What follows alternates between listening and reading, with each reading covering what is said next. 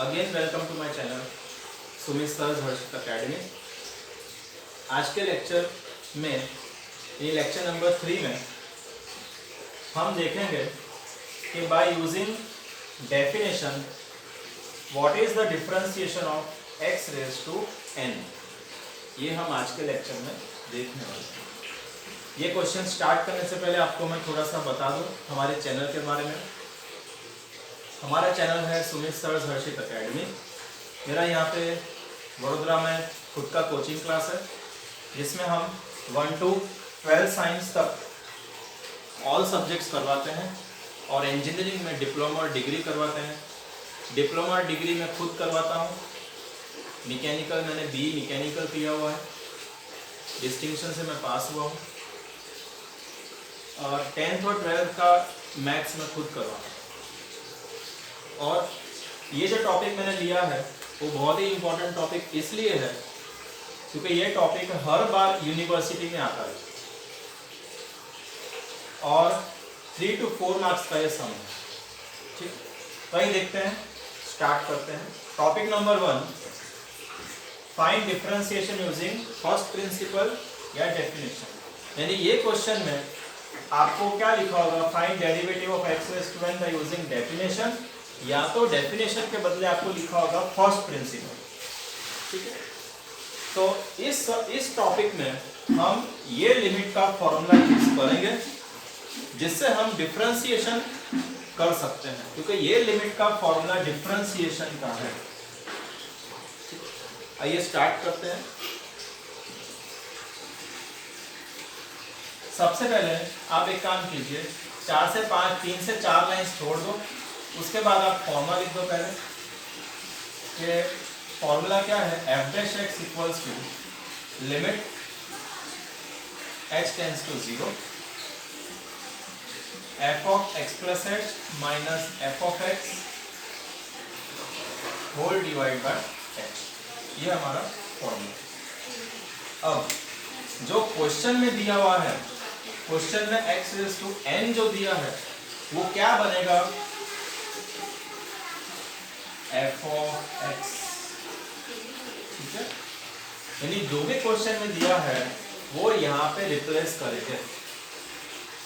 यानी कि F of x की वैल्यू जो एक्स रेज़ टू n मिली है वो हम यहाँ डाल सकते हैं। उसके बाद हमें F of X plus H की वैल्यू ढूंढनी है।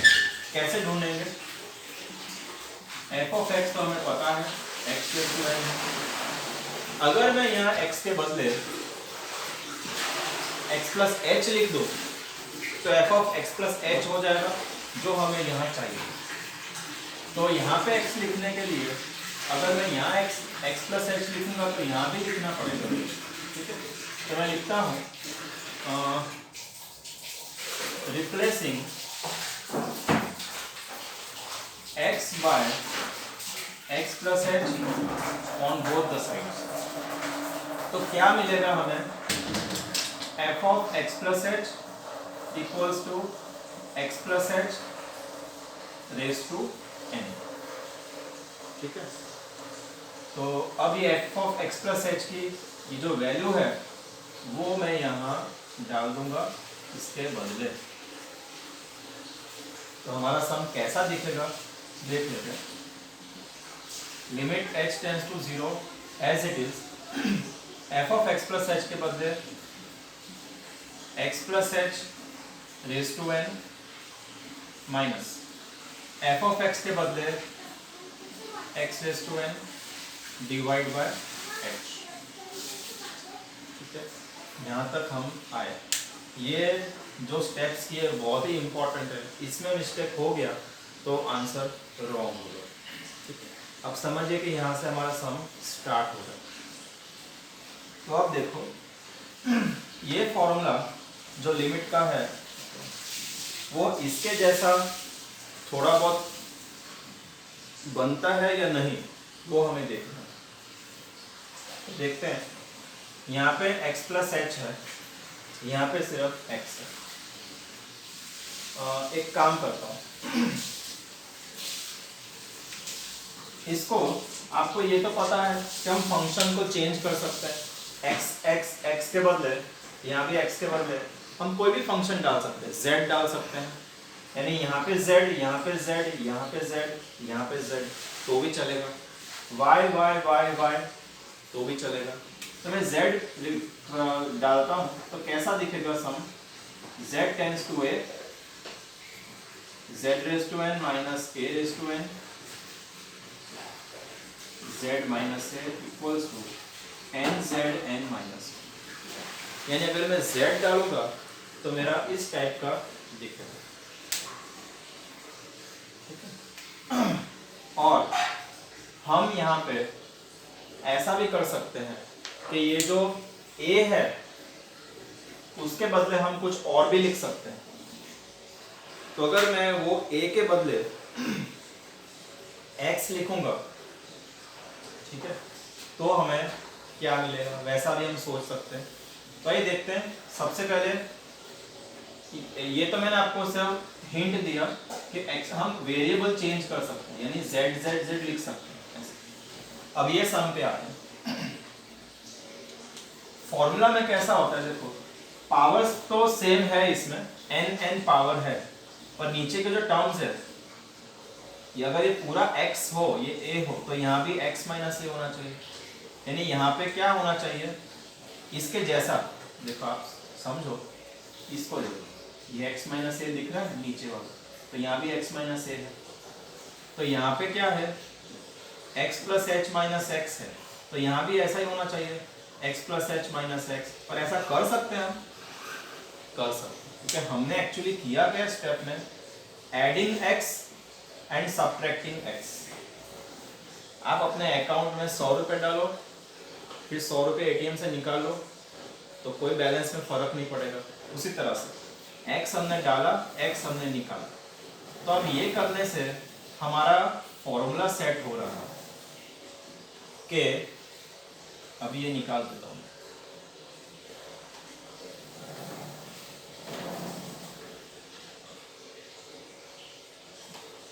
अब हमारा फॉर्मूला सेट हो रहा है, और हम अभी फॉर्मूला सेट करने के लिए क्या करेंगे, लेट, अब ये सबसे इंपॉर्टेंट स्टेप हुआ इस सम का, एजम्पशन, x प्लस h को हम z ले लेंगे, let x plus h equals to z, therefore what will be, उसको मैं आपको ऐसे समझाता हूँ, let x plus h equals to z। अब h की वैल्यू क्या है, 0, तो मैं लिखता हूँ putting h equals to 0 in this equation, तो क्या मिलेगा हमें, x plus 0 equals to z। Actually ये जो मैंने h equals to 0 लिखा, वो एक्चुअली क्या है, लिमिट का है, h equals to 0, तो इसका मतलब ये है कि x tends to z हो जाएगा, x tends to z हो जाएगा, राइट। या तो आप ऐसा भी लिख सकते हैं कि z tends to x, ऐसा भी लिख सकते हैं। तो इसको हम आगे कंटिन्यू करते हैं। अभी ये लिमिट, ये जो वैल्यू है ना, वो आप यहाँ डाल दो लिमिट में, और x प्लस एच की जो वैल्यू z है वो आप ये ब्रैकेट में डाल दो और ये ब्रैकेट में डाल दो, तो क्या बनेगा देखो। अब मैं पहले लिमिट लिखता हूँ। अब ये लिमिट की जो h टेंस टू 0 है उसके बदले मैं लिखूंगा z tends to x, clear. x plus h के बदले मैं लिखूंगा z, x raise to n को कुछ हमने किया नहीं, x प्लस h ये जो ब्रैकेट है उसके बदले मैं लिखूंगा z माइनस x। अब आप देखो, ये जो भी हमने सब मगजमारी किया उसका आपको रिजल्ट मिला है कि ये एक्चुअली ये फॉर्मूला ही है, बस फर्क इतना है कि यहाँ पे a के बदले x है, तो वो भी कर सकते हैं, हम रिप्लेस कर सकते हैं, देखो ऐसा भी कर सकते हैं, राइट। ओके, तो अकॉर्डिंग टू दिस फॉर्मूला आपको एग्जाम में कौन सी फॉर्मूला लिखनी है, ये वाली नहीं लिखनी है, ये लिख के आनी कि अकॉर्डिंग टू दिस फॉर्मूला, यहाँ पे आप लिख सकते हैं, मैं लिख देता हूं, जब भी आप फॉर्मूला अप्लाई करते हैं तो फॉर्मूला लिख दो, प्रेजेंटेशन अच्छा बनेगा। According to formula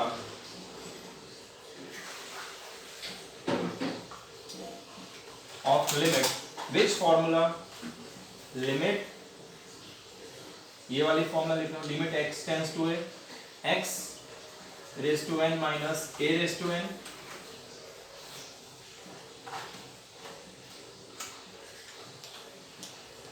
nx raise to n minus 1। According to this formula क्या होगा, अब हमें फॉर्मूला अप्लाई करके क्या मिलता है ना, उस पे ही ध्यान देना। तो यहाँ पे n है पहले, तो यहाँ पे भी n ही है, n के बदले n है, यानी यहाँ पे n है तो यहाँ भी n है, यहाँ भी n ही है, तो पहले n से स्टार्ट करेंगे।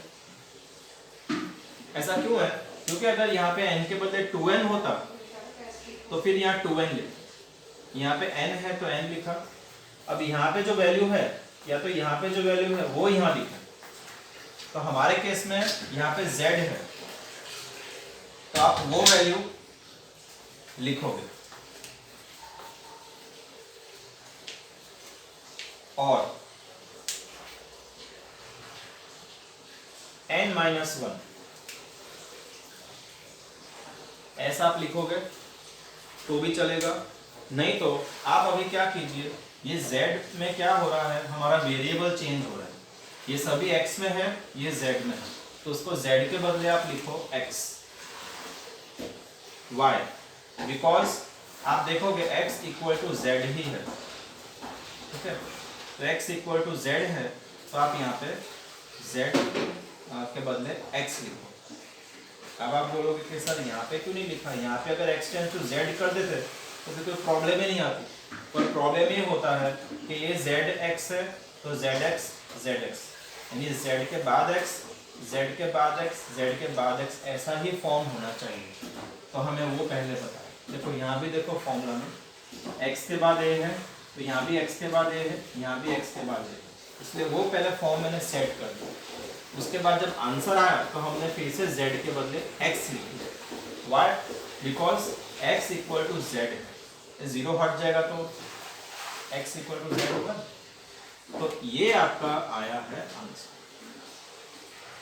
राइट। इसी के साथ हमारा थर्ड लेक्चर ओवर होता है। Thanks for being with me.